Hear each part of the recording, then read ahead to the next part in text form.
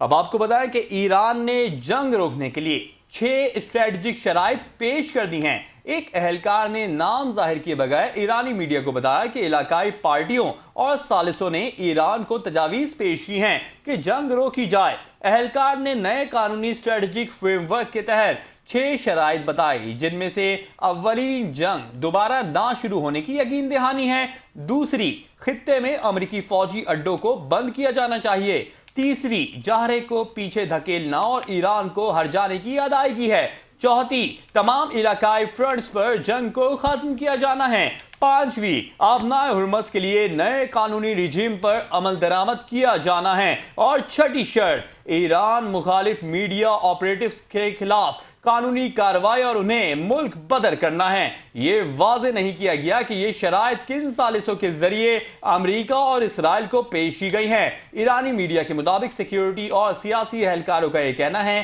کہ ایران کی شرائط کو سنجیدگی سے لیا جانا چاہیے۔ ایرانی میڈیا نے ایک سیکیورٹی اور سیاسی اہلکار کے حوالے سے نام ظاہر کیے بغیر کہا کہ مہینوں پہلے سے طے حکمت عملی کو اسٹریٹجک تحمل کے ساتھ قدم با قدم آگے بڑھا رہا ہے۔